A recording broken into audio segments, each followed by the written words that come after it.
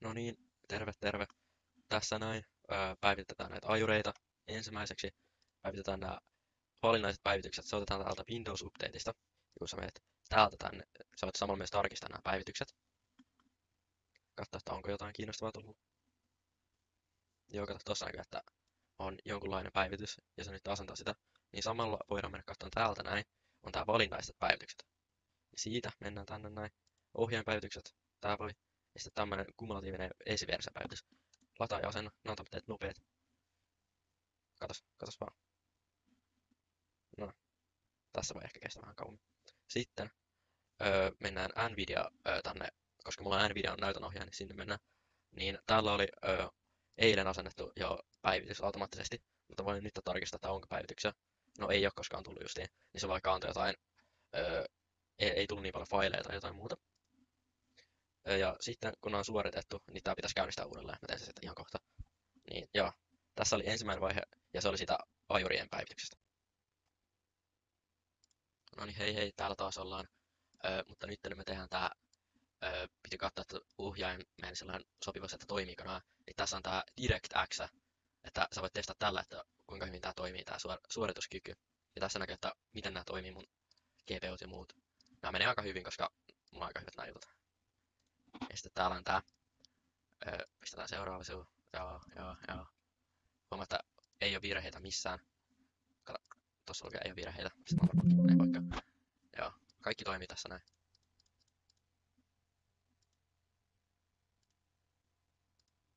Joo, ei löytynyt yhtään mitään.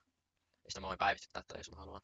Mutta joo, tässä, tässä näkyy, että jos mä menen täältä tehtäviä hallintaan, ja sitten mä menen tänne suorituskykyyn, niin täältä näkyy, että suorittimen nopeus ja mitä se pystyy silloin tuottaa.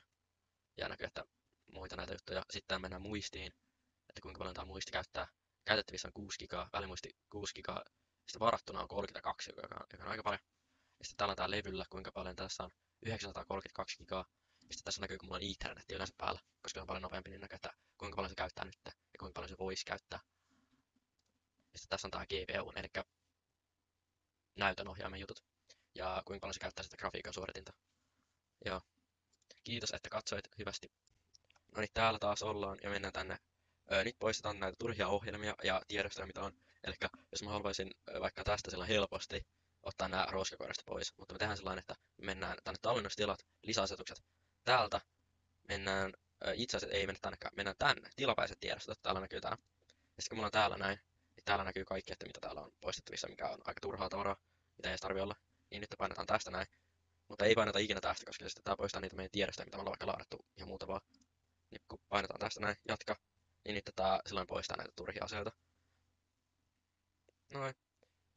Ja nyt tää on tehty. Kiitos, että katsoit tämän ohjelmien poiston jutun turhien asioiden. Kiitos. No niin, hello taas. Täällä taas on. Nyt testataan tätä Fifiä. Nyt mä oon ottanut tämän pelkän Fifin, että ei ole yhtään internettiä. Täällä näkyy tää. Niin testataan tällä näin tätä Fifin toimintaa.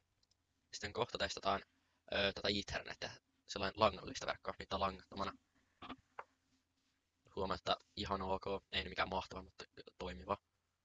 Täällä näkyy tää MPtä. Mä sanoisin, että tää on ihan semi-hyvä sellainen Fifinä tavallisena. Että ei ole langallisella. Noin. Oh my god. Sitten, nytten, mä pistän tähän tän netin päälle. Noin. Näkyy kohta, että tuolla menee, katso, tuosta näkyy, että nyt on mennyt sellainen langallisen internettiin. Ja nyt kun mä kokeilen uudestaan, niin kohta näkyy, että tää on paljon nopeampi kuin tavallisemmin äsken. Pistetään nyt yhdessä. Noniin. Oho. 800. Ei oo ikinä nähty kyllä tota. Että tää on 1000 kertaa parempi kuin se äskeinen. Niin sitten katsotaan, että toi uploadi, toi oli vasta downloadi. Niin 96, joka on aika hyvä, mä sanoisin. Joo. Ja kiitos, että taas katsoit. Nähdään seuraavassa jutussa. No niin, hello. Täällä on nyt taas virustorjuntaa. Katsotaan. Ensiksi mennään tänne näin. Sitten täällä on tää, itse asiassa eka mennään Windows-suojaukseen. Täältä mennään tänne aloitukseen. Sitten päästään tästä näin, virusten ja uhkien torjuntaan. Näin. Ja täältä pystyy sitten ottaan tämmöteen nykyiset uhkien torjunta. Mä otin tämmöteen perusteellisen jo nyt, että tässä ei kestä niin kauaa. Ja nähdään sitten kohta, että sit kun se on valmis, että mitä se kertoo. No niin, tässä taas ollaan. Ja näkyy, että tää on nyt jo kattonut melkeinpä 50 000 tiedostoa, joka on todella paljon. Ja kun se varmaan kertoo, kun mulla on niin paljon pelejä, että niissä on niin paljon tiedostoja. Mutta nähdään sitten, kun tää on ihan täynnä täällä näin. No niin, nyt kun tää on kattonut nää Nortonista 365, kun mulla on semmonen edellinen, joka on Windowsin kanssa yhteistyössä, niin tää tarkisti kaikki ne tiedostot, mitä on. Ja ei ollut yhtään uhkia, ja se tarkisti yhteensä jotain 80 000 tiedostoa 10 minuutissa, joka on hyvä suoritus mun mielestä. Ja kiitos, että katsoit virusten torjuntaa jutun, ja goodbye. No niin, hello, täällä näin ollaan. Nytten mä aion skannata tämän koko jutun, tämän käyttöjärjestelmän. Ja sitten tää kattoo, skannaa, että onko kaikki hyvin tai onko jotain viallisia tiedostoja. Niin mä nyt pistän tämän koodin tähän, jonka se tekee sitten. Ja kun mä painan skannaan nytten, niin pitää ottaa ihan hetki pieni. Noniin. Tää nyt skannaa tätä juttua. Ja mä nytten pausataan ton vähäksi aikaa, että tää ehtii sen tehdä. No niin, täällä taas ollaan. Ja nyt tää skannasi tän koko jutun.